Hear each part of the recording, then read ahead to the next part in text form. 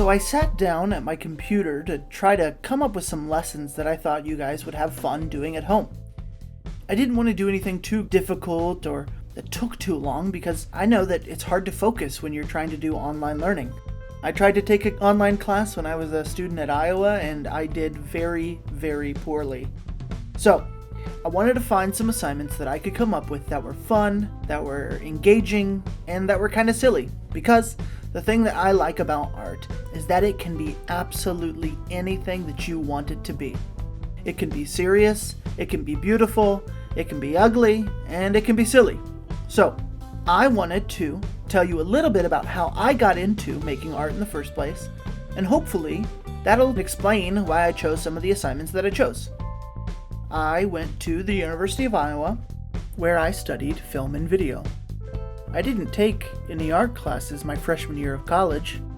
In fact, I didn't take any art classes in junior high or high school, because I just didn't think I could draw. I just thought, well, I certainly can't make something that looks this beautiful. I guess I'm not an artist. Nobody had ever shown me that art can be something other than just beautiful pictures. And because I, for whatever reason, didn't think I could make those pictures, I just wasn't interested in art. That was until I watched this. It's by an artist named Boss John Otter, and I won't say anything else before you watch it.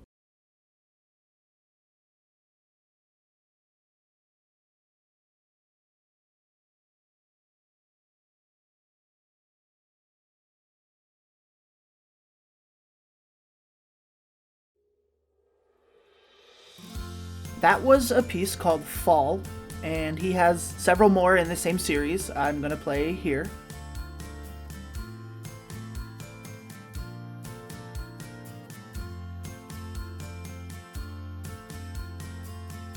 And I just thought it was the funniest thing I had ever seen.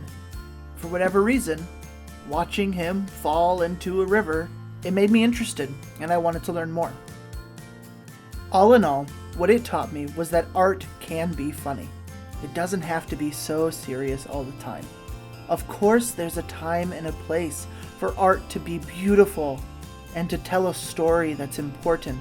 However, there can also be a time for art where you are just falling into a river. Let me introduce our first mini project. This project shouldn't take you more than 20 minutes, and you'll be drawing a portrait. I know what you're thinking, I don't think I can make that in 20 minutes, but you don't have to make a portrait that looks like this. I decided that I wanted to draw a portrait with my nose. Yep, this portrait here I drew with my nose.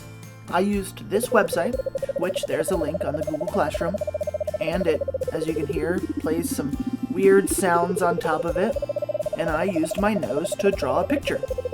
Unfortunately, it doesn't work all that great on the Chromebooks. I tried it and it was really choppy. But if you have access to your parents' computer or a household computer, you can try using it on there. You can try it on the Chromebook. I didn't have a whole lot of success. I also, while researching, found out that there's a similar thing where you can draw with your nose on TikTok and on Instagram. I'm not going to go into any of that. If that's something that you want to do on your own time, I would be more than happy to look at your work once you're done.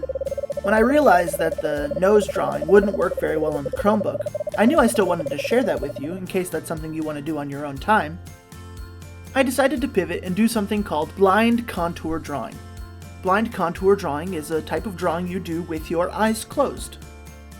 Yeah, that's right. You will close your eyes and you will draw something. Here, as you can see, I drew, the best I could, my dog.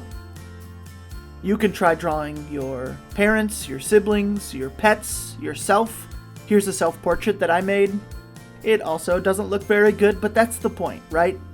The point is that you can have fun, and it can be silly, and it can look like a mess, but you made it, and you should be proud of it.